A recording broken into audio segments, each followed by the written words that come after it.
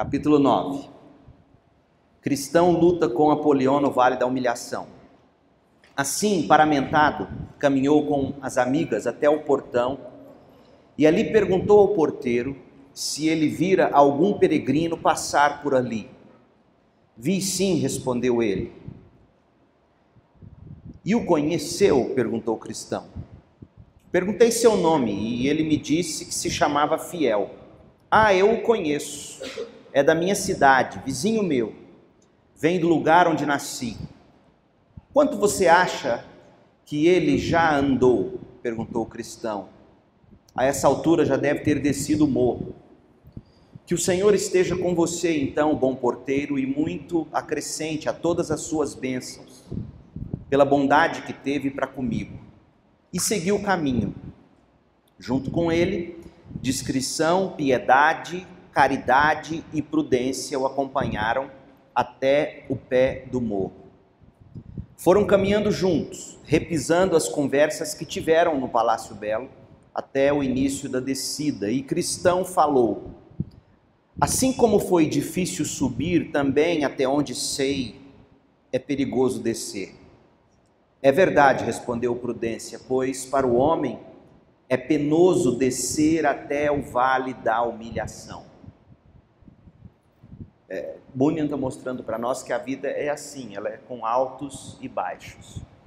No momento em que ele estava no topo do Palácio Belo, tendo aquelas agradabilíssimas conversas edificantes, agora chegou o momento de prosseguir.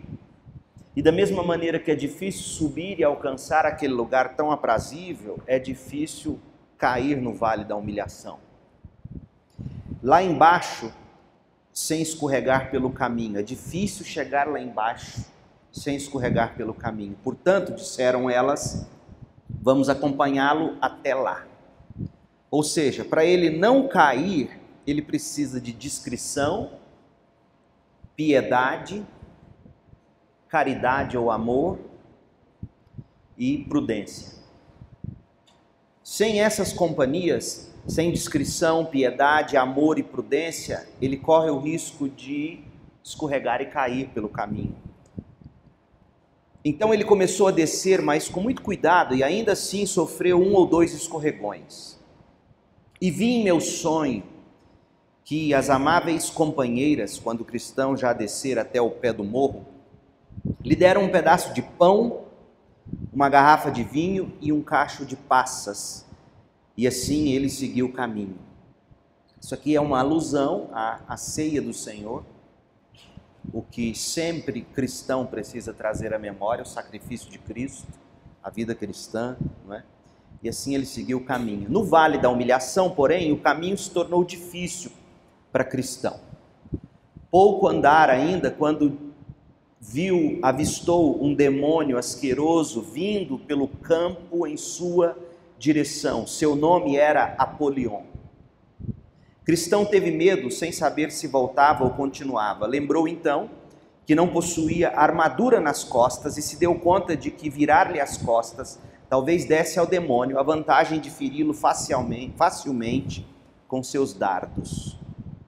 Sendo assim, Cristão resolveu arriscar-se e continuou, pois, refletiu ele, mesmo que só pensasse em salvar a própria pele, o melhor a fazer seria enfrentá-lo. Talvez Bunyan tenha em mente aqui aquele texto de Pedro, quando diz para você resistir ao diabo e ele fugirá de vós, não é?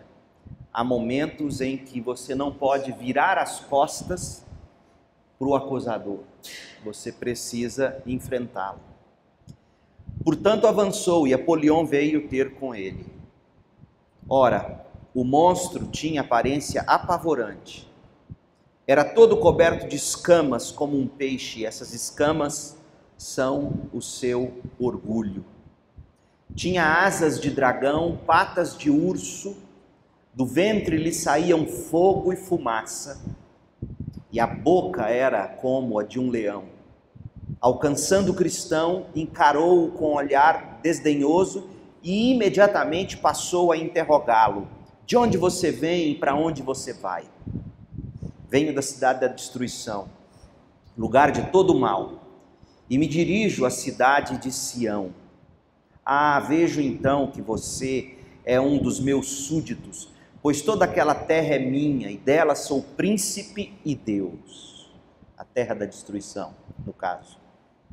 Como então você foge do seu rei?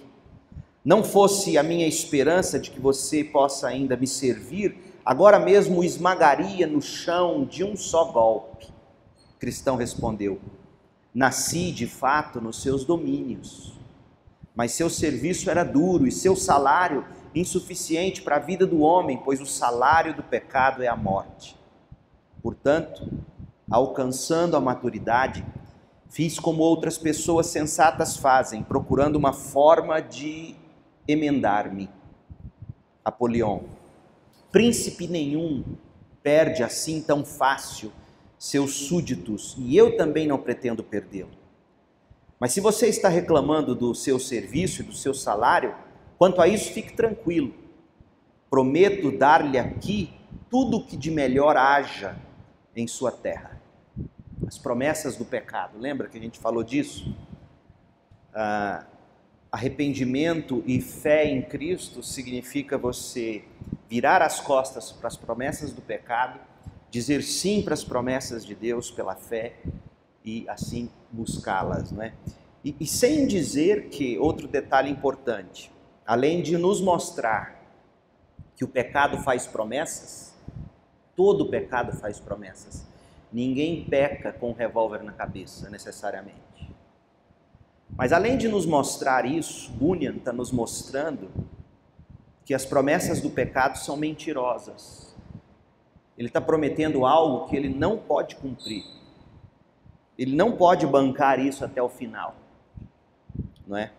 Então é muito importante que se observe isso no que Bunyan está colocando aqui para nós. O diabo é o pai da mentira. As promessas do pecado não cumprem o que prometem. E aí cristão retruca, ele diz: mas já me comprometi com outro, com o rei dos príncipes.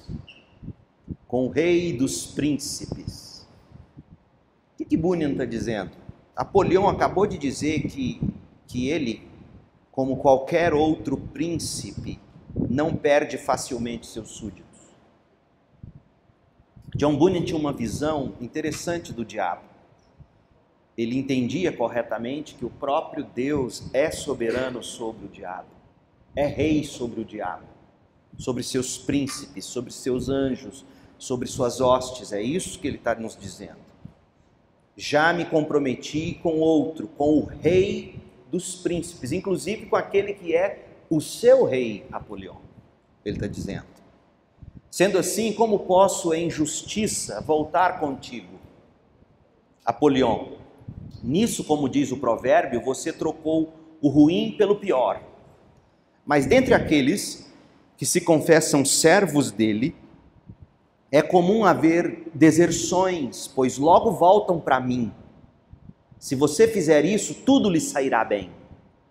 Então o diabo sempre conta com aqueles que Hebreus vai nos dizer, o livro de Hebreus, com aqueles que inicialmente são encantados com o Evangelho, de alguma forma iluminados pelo Evangelho, de alguma maneira fazem parte da igreja, até passam pelo batismo, tomam ceia, enfim, frequentam, mas abandonam a comunhão. E João vai dizer na primeira carta dele que esses saíram do nosso meio porque nunca foram dos nossos. Então o diabo, Apolion aqui representando o diabo, sabe que no meio do trigo sempre tem joio. Por isso que ele fica sempre pelas beiradas esperando quem possa cair para ele tragar, não é?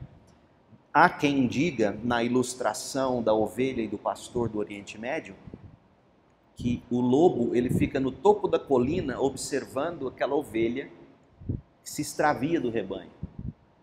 Porque quando ele percebe que ela saiu do rebanho, ou está um pouco afastada do rebanho, ela é vulnerável. E para lá então o lobo corre e pega a presa. Então é como o que Apolion está dizendo aqui. Eu sempre conto com aqueles que abandonam a fé. Não seria esse o seu caso, cristão? Ele está dizendo. E aí Cristão responde: mas já confiei a ele, ao rei, a minha fé, e a ele jurei fidelidade. Como então poderia voltar atrás sem ser enforcado por traição? Você fez o mesmo comigo e, no entanto, me disponho a esquecer se você voltar atrás, diz o diabo. O que lhe prometi, o fiz na minha imaturidade. Cristão respondeu: além disso, confio em que o príncipe aqui com P maiúsculo, Cristo, o príncipe cuja bandeira agora defendo, irá me absolver, sim, e perdoar também o que fiz na minha submissão a ti. E também, ó Apolion, destruidor, para dizer a verdade, gosto de servir ao rei e ao seu príncipe, do salário que ele paga, de seus outros servos, de seu governo, de sua companhia, de sua terra. Gosto mais disso tudo do que das coisas que você me oferece. Portanto, desista de tentar convencer-me. Dele é que sou servo e a ele seguirei. Bunyan está fazendo um destaque muito importante sobre a vida cristã aqui. Ele está dizendo que ser cristão não é ser alguém que simplesmente segue regras, as regras do novo rei. Ele vira para Apolion e diz: na verdade, eu gosto das promessas que o rei me fez. Eu gosto do salário que ele me paga, eu gosto da minha salvação. Eu gosto dos outros cristãos, dos outros servos. Eu gosto da forma como ele governa, eu gosto da companhia dele, eu gosto da terra dele. Ou seja, cristão revela ter prazer em estar com o rei e seu príncipe. A vida cristã, portanto, não é apenas um reino onde eu vivo apenas para obedecer ao rei. Eu obedeço ao rei, mas não obedeço ao rei simplesmente por obrigação. Eu obedeço ao rei porque me dá mais prazer obedecê-lo. Então é muito importante a gente enxergar isso na vida cristã e já no tempo de John Bunyan, onde hoje, infelizmente, alguns creem, os puritanos, grupo este de que Bunyan fazia parte, os puritanos eram homens que não desfrutavam, não gozavam de alegria. E aí Bunyan está dizendo, pelo contrário, não é assim. Nós seguimos ao rei e ao seu príncipe porque nós gostamos dele. Não é simplesmente obediência forçada, não é manipulação. Ele está mostrando isso. E de novo, gente, quem leu o Peregrino precisa... Lembra, a gente leu esse capítulo semana passada. E quem aqui esteve viu quanta coisa nova a gente está vendo hoje que nós não vimos na semana passada. É ou não é? Quanto mais você lê esse livro, por isso que muita gente tem o hábito de ler pelo menos uma vez por ano esse livro. E se você conseguir fazer isso em grupo, em voz alta, como a gente está fazendo aqui, melhor ainda, porque você capta muito mais e melhor. Apolion responde: pense de novo, friamente, o que irá encontrar neste caminho que você está seguindo. Você sabe que a maioria dos servos dele tem um fim triste. Vamos ver se o diabo está falando a verdade. É verdade que cristãos, da perspectiva do mundo, digamos, que cristãos têm, alguns deles, finais trágicos? É verdade. Cristãos são perseguidos também. Cristãos são vítimas de bala perdida. Principalmente, e aqui deve ser o que Apolion está querendo destacar, cristãos, quando se propõem a fazer a vontade de Deus, eles serão perseguidos. Paulo diz isso. Quem quiser viver piedosamente sofrerá perseguição. Então veja que Apolion está querendo dizer algo muito sutil que o diabo sempre joga na nossa mente. Essa história de ser crente, será que compensa mesmo? Olha o sofrimento que você está passando, olha tanta coisa que você tem que dizer não para elas, enquanto todo mundo diz sim. Olha como é triste, como é penoso. Pense friamente, cristão. Olha a astúcia do diabo. Pense de novo, pense friamente na sua escolha. E ao meu ver aqui, e eu me adianto e digo isso, o grande pecado de cristão está sendo dar muita conversa para o diabo.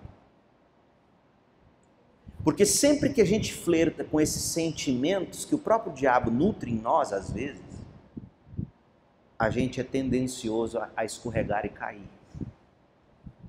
Por isso que lá no início desse capítulo, Bunyan mostrou para nós as companhias que seguiram com o peregrino. Lembra?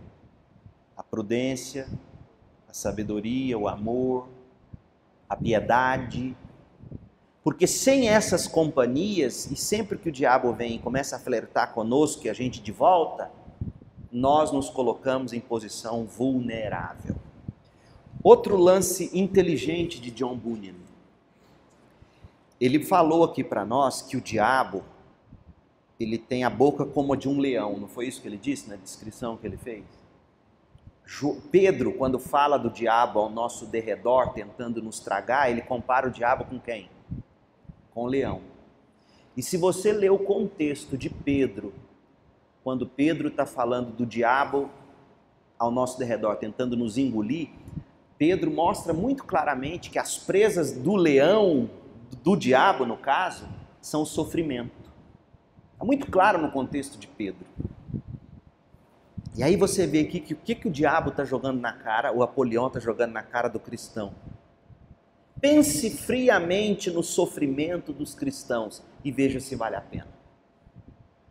Gente, John Bunyan é um homem, como Spurgeon dizia, cheio de Bíblia na veia. Se cortasse esse homem, Spurgeon dizia, corre biblina na veia dele, sangraria Bíblia. Nada do que ele escreve aqui é fruto simplesmente da imaginação dele. Ele é cativo e ele é escravo das Escrituras. E a sua leitura do Peregrino, ela vai se tornar cada vez melhor na medida em que mais você conhece da Bíblia, mais você se familiariza com os textos e contextos da Bíblia, e mais você se dedica a esse livro. Por que Spurgeon tanto amava ler esse livro? Ele lia ele várias vezes. Leu mais de centenas de vezes. Por que ele lia ele? Porque ele gostava de ver a forma como Bunyan colocava a Bíblia nessas alegorias brilhantes que ele escreve. Então, o peregrino aqui está enfrentando a boca do leão na pessoa de Apolion, e o que Apolion está jogando na cara dele é: presta atenção se esse sofrimento todo que os cristãos enfrentam vale realmente a pena. E aí ele continua, Apolion. Você sabe que a maioria dos servos desse seu príncipe tem triste fim, pois são transgressores contra mim e contra os meus caminhos. Ou seja, eles me enfrentam e sofrem. Quantos deles não sofreram morte vergonhosa? Além disso, você acha que servir a ele é melhor do que servir a mim? Mas ele jamais saiu do lugar de onde está para libertar das nossas mãos qualquer um dos que lhe servem. Olha que mentira. Quanto a mim, porém, como todo mundo bem o sabe, quantas vezes já não libertei dele e dos seus, por força ou astúcia, aqueles que fielmente me servem. Sendo assim, também eu libertarei você. Cristão responde. O fato de ele não libertá-los ainda tem por objetivo testar o seu amor, ver se até o final se manterão fiéis. É provável que Bunyan tivesse em mente a experiência de Jó, quando ele fala aqui pelos lábios de Apolion. Apolion está dizendo: será que Deus foi ao encontro dos seus para resgatá-los? Como que dizendo: lembra de Jó? Deus por acaso foi ao socorro de Jó? E aí o cristão diz com sabedoria bíblica: todo sofrimento do qual Deus não nos arranca tem sempre um propósito nele. É isso que ele está dizendo. Todo sofrimento do qual Deus não nos arranca, há por detrás sempre um objetivo. E pode ser, às vezes, testar nosso amor, ver se nós nos mantemos fiéis. E aí ele continua: quanto ao triste fim que você diz estar reservado a eles, isso lhes traz muita glória, pois no presente não esperam libertação. De que texto você se lembra quando ele fala isso? Quando ele fala, isso lhes traz muita glória, esse tanto de sofrimento. Paulo, quando escreve aos Coríntios, na segunda carta, ele fala que todo esse sofrimento que nós enfrentamos no mundo não se comparam com o eterno peso de glória que nos aguarda. Está vendo? De novo, Bunyan trazendo imagens bíblicas. Aguardam sim a glória vindoura, diz Cristão, e certamente a terão quando o seu príncipe vier na sua glória e na glória dos anjos. E o Apolion retruca: você já foi infiel no seu serviço a ele? Olha agora, o que o diabo vai testar agora? Veja como o diabo tratou o cristão. Primeiro, ele prometeu mentiras para o cristão, certo? Ele disse, venha que eu vou te dar o melhor dessa terra. Depois, ele colocou o amor de Deus em xeque. Ele disse, me fala se Deus, esse seu rei, esse seu príncipe, de fato resgata vocês do sofrimento. Nenhum desses deu certo. Sabe o que ele vai fazer agora em terceiro lugar? Ele vai atacar a justiça própria do cristão. Primeiro ele ofereceu prazeres mentirosos, depois ele questionou o amor de Deus, e agora ele diz, tá bom, então vamos falar de você. Você quer ser o bom? Você quer ser o tal? Você desfaleceu logo no início. E aí o que o Apolion vai fazer, e a gente descobre, o diabo mantém uma agenda, um bloco de anotações, onde lá ele vai tomando nota de cada tropeço nosso, de cada pecado nosso, de cada tombo nosso, ele vai tomando nota. Para que ele faz isso? Para jogar na nossa cara, na tentativa de nos fazer desistir. Porque olha como ele é astuto aqui. Primeiro ele disse, eu vou confrontar esse moço e vou dizer para ele que eu tenho prazeres melhores para dar. Não funcionou. Depois ele disse, você está dizendo que você tem muito prazer com esse seu rei? Ele não ajuda você, ele não ajuda os crentes. Aí ele bota em xeque o amor de Deus, não funcionou. Aí agora o diabo quer fazer cristão ter vergonha dele, raiva dele diante de Deus. Vergonha dele mesmo diante de Deus. E aí ele começa a jogar na cara do cristão os pecados desde o seu primeirinho pecado logo após sua conversão.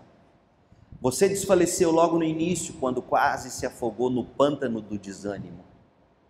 Tomou caminhos errados para se livrar do fardo, quando deveria ter tolerado até que seu príncipe lhe aliviasse a carga. Você dormiu em pecado e perdeu coisa muito preciosa. Diante dos leões quase se deixou convencer a voltar, e ao falar da sua jornada e do que ouviu e viu no íntimo, você deseja vanglória em tudo que diz e faz. Além de todos os seus pecados, cristãos, você está achando que eu não sei o que passa dentro do seu coração, essa vanglória? Quando você diz para mim que não vai abandonar o seu rei, o seu Deus, porque você é o tal. O diabo é astuto, gente. E aí, cristão, como é que você responderia a essas tentações? Você tentaria dizer, mais. Olha o que cristão faz. Ele responde, tudo isso é verdade. Você tem razão. Cada tropeço que você enumerou, eu tropecei mesmo, eu pequei, e é verdade, eu vivo flertando com vanglória. Gente, não tem nada que desmorona mais o diabo do que você virar para ele quando ele te acusar e dizer é verdade, eu pequei. E vamos ver o que ele continua falando, o cristão. Tudo isso é verdade, e muito mais que você não mencionou. Mas o príncipe a quem sirvo e honro é misericordioso e sempre pronto a perdoar. Além disso, essas fraquezas já me possuíam lá na sua terra, pois foi lá que eu as contraí, e debaixo delas tenho sofrido e lamentado.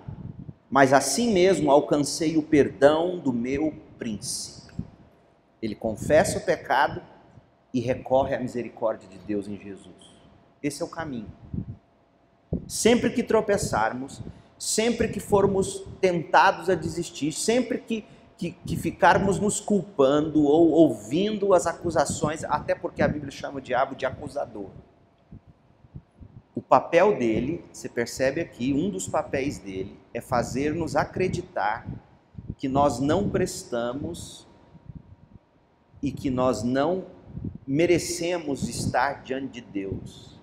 E o cristão diz, é verdade, nós não prestamos.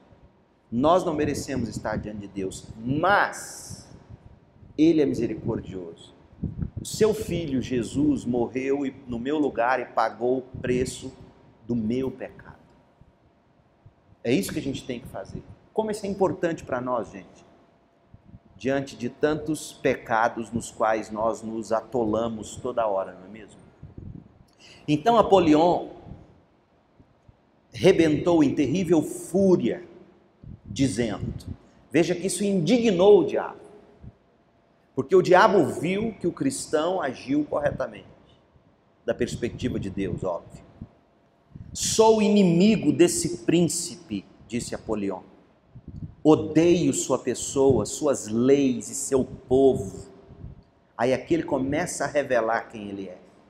Se ele odeia o povo desse príncipe, logo ele odeia quem? Esse cristão, que lá no início ele estava tentando bajular. Vim com o propósito de prender você, de deter você. Aí o cristão retrucou, Apolion, tome cuidado com o que pensa fazer, pois eu estou no caminho do rei, no caminho da santidade. Trate de tomar cuidado, portanto. Apolion, então, agigantando-se, ocupou o caminho de um lado a outro e disse, não tenho um pingo de medo disso.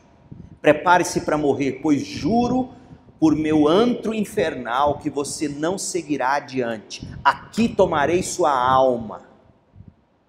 E dizendo isso, atirou um dardo flamejante contra o peito de cristão.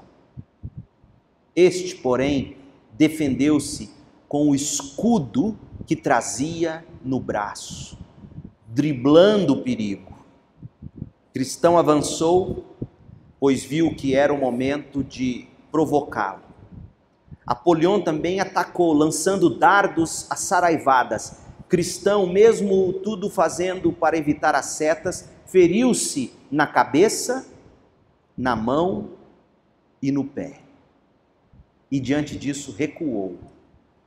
Apolion se manteve em feroz ataque, mas Cristão de novo tomou coragem para resistir o mais bravamente possível. O combate assim acirrado perdurou por metade do dia até estar Cristão já quase vencido. Pois há de convir comigo o leitor que Cristão, em virtude dos ferimentos, ficava cada vez mais fraco. Apolion, então, vendo de antemão a oportunidade, buscou aproximar-se mais de Cristão e em luta, corpo a corpo, jogou o Cristão no chão. Tão terrível foi o golpe que a espada de Cristão voou longe. Veja que o diabo tenta ir nos destruindo pouco a pouco.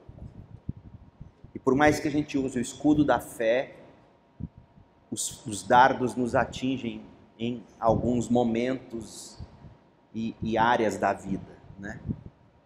Pensamento, diz que o dardo atingiu a cabeça. Nossas ações, os dardos atingiu a mão, os braços. Nossas decisões, os dardos atingiu os pés, não é? Então, mesmo que a gente use o escudo da fé, o que o escudo da fé protegeu no caso de Cristão? Protegeu os seus órgãos vitais. Ele não morreu. A fé nos mantém vivos. A fé não nos garante uma vida sem feridas. É isso que a gente aprende.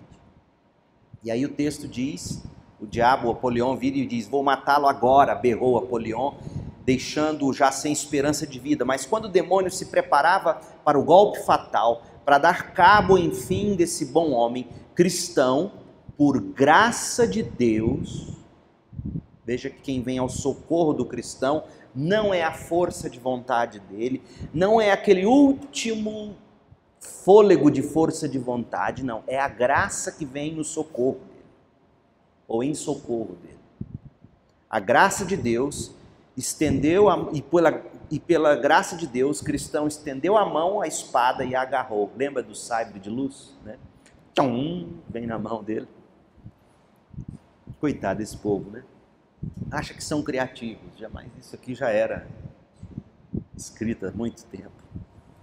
Não se alegre com a minha desgraça, disse o cristão, ó inimigo meu, embora eu tenha caído, eu me levantarei. Miqueias 7, versículo 8. Gente, o que a gente aprende aqui é que o que deu força e fôlego e livrou o cristão da morte foi a palavra de Deus. Quando ele trouxe à memória uma palavra que lhe deu esperança. Lembra de Lamentações? Lamentações diz que a gente deve buscar: Deus, traga à minha memória aquilo que me dá esperança. Foi o que aconteceu com o cristão aqui. Não fosse pela palavra de Deus trazendo esperança, aquele último golpe de Apolion teria ceifado a vida do cristão. Então a gente aprende que nós nos defendemos com fé nas promessas de Deus e nós contra-atacamos usando a palavra de Deus. Tudo isso pela graça. Tudo isso pela graça. Desferiu então um golpe fatal, disse o cristão, desferiu, fazendo recuar o demônio como que ferido de morte. Veja que a palavra de Deus meio que feriu de morte o demônio, diz John Bunyan. Cristão, apercebendo-se disso, atacou ele novamente, bradando, e aí cita outro versículo, agora Romanos 8, 37, mas em todas as coisas somos mais que vencedores por meio daquele que nos amou. Quais são as duas promessas em especial que o cristão usa aqui para contra-atacar Apolion? Ele usa Miqueias 7, 8 e ele usa Romanos 8, 37. A promessa de Miqueias 7, 8 é a seguinte: mesmo que eu caia e peque, como você disse que eu pequei e caí tantas vezes diante do meu rei, mesmo que eu caia por pecar, sempre que eu me recorro à misericórdia de Deus, ele me reergue. Essa foi a primeira promessa. Você jogou na minha cara que eu errei, que eu pequei, e isso foi me destruindo, é verdade. Mas assim que eu admiti, que eu confessei, eu posso crer que embora eu tenha caído, eu me levantarei. Miqueias 7, 8. E a segunda promessa que ele usa é esta de Romanos 8, 37, que diz que em todas as coisas somos mais que vencedores por meio daquele que nos amou. Ou seja, mesmo que eu atravesse vales de sombra e de morte, todas essas coisas contribuem para a minha vitória. Porque, pense comigo agora, o que o diabo atacou foi algo muito sutil no coração da gente, na caminhada cristã. Uma das coisas que ele atacou aqui no cristão. E o que foi? A autopiedade, a justiça própria. Ele quis dizer para o cristão: eu sei que você fica se vangloriando aí de ser crente, mas eu sei também o tanto que você é pecador. Então sai dessa. De que maneira esse ataque do diabo contribuiu para a vitória do cristão? Simples. Fez cristão, mais uma vez, confessar sua vanglória e recorrer com fé à graça e misericórdia de Deus. Então veja que Deus é soberano até sobre os ataques do diabo. Por isso Paulo vai dizer em Romanos que todas as coisas cooperam para o nosso bem. E aí o texto continua e diz que diante disso, Apolion abriu suas asas de dragão e afastou-se ligeiro, e cristão não o viu mais. Eu não sei, eu fico com a impressão, lendo essa narrativa, falando que esse Apolion, ele tinha cascas, escamas grossas de orgulho, aparência de dragão. Eu fico com a impressão de que C.S. Lewis, quando ele escreve num dos livros As Crônicas de Nárnia, inclusive é um desses que esteve no cinema, acho que é o aquele do navio, como que chama aquele? Hã? O Peregrino da Alvorada, tem aquele menino lá, esqueci o nome dele, Eustáquio. O Eustáquio, ele tinha couro de... Lembra que ele tinha aquela casca, aquela escama grossa e dura, e C.S. Lewis usa lá uma linguagem para falar que aquilo era de orgulho. Eu não sei, eu fico com a impressão, lendo isso aqui, essa narrativa, esse capítulo que a gente está lendo, e lembrando daquele O Peregrino da Alvorada, eu fico com a impressão de que Lewis está se apropriando aqui dessa imagem que Bunyan construiu para descrever dessa maneira o orgulho e o pecado. Eu não sei. Que C.S. Lewis conhecia esse texto de John Bunyan e amava esse texto, isso é indiscutível. Até porque o próprio Lewis escreveu um livro que já está em português, uma editora, eu não me lembro o nome da editora agora, que se chama O Regresso do Peregrino. Na internet você deve encontrar. É a história de C.S. Lewis, parte da história dele com o cristianismo. E ele usa essa mesma ideia de John Bunyan, só que o livro original em inglês de Bunyan chama O Progresso do Peregrino. E Lewis, quando escreve sobre ele mesmo, ele fala do regresso, o peregrino que volta para casa, volta para a fé. Porque Lewis nasceu num lar cristão, e C.S. Lewis teve uma mãe que contraiu câncer. Ele, quando criança, orava para a mãe dele sarar, e a mãe dele não sarou. E fora isso, e todos os dissabores que ele teve na adolescência e juventude, fez ele tornar-se um ateu. E quem contribui para a conversão de Lewis é o Tolkien, amigo dele, que era cristão católico, e através dessa amizade cristã, Tolkien fez Lewis voltar ao conhecimento da fé, ou voltar à fé. E interessantemente, Lewis não se torna católico romano, Lewis ele se torna anglicano, protestante. Então, eu tenho para mim que essa imagem de Eustáquio que Lewis trata no Peregrino da Alvorada é algo que ele de alguma maneira apreende aqui dessa história, quando vê essas escamas aqui em Apolion, essa imagem de dragão e etc. Prosseguindo com a leitura, nesse combate, homem nenhum jamais poderia imaginar, a menos que tivesse ele mesmo visto e ouvido como eu, quão horrivelmente Apolion berrava e rugia durante toda a luta. Falava ele como dragão, e do outro lado, quantos não foram os suspiros e gemidos que brotavam do peito de cristão. Durante esse tempo todo, não notei em seu rosto nenhum só olhar agradável, senão ao perceber que ferira Apolion com sua espada de 2 gumes. Lembra quando o cristão cita Miqueias e Romanos? Essa é a espada de 2 gumes. Foi nesse único momento, quando ele conseguiu sacar da palavra, né? Bunyan está contando, que ele conseguiu perceber no rosto de cristão algo de agradável. Porque até então ele só via sofrimento, angústia, medo no rosto de cristão. Então, afinal, sorriu e ergueu os olhos, mas foi a visão mais apavorante que jamais vi. Assim, finda a batalha, cristão falou: dou graças aqui àquele que me libertou da boca do leão, 2 Timóteo 4:17. Àquele que me auxiliou contra Apolion. E disse mais. Outra coisa para você notar no Peregrino é que, se não sempre, na maioria das vezes, que o cristão vence uma batalha, ele termina com uma poesia.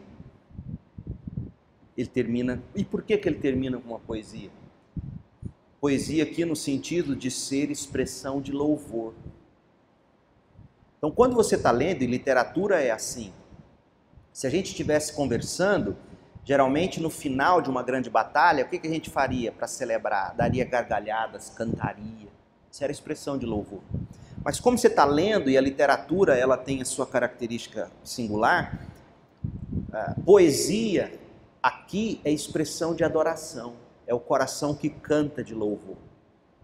E aí, ele canta da seguinte maneira: o grande Beuzebu, chefe e rei desse demônio, tramou minha ruína para esse fim medonho.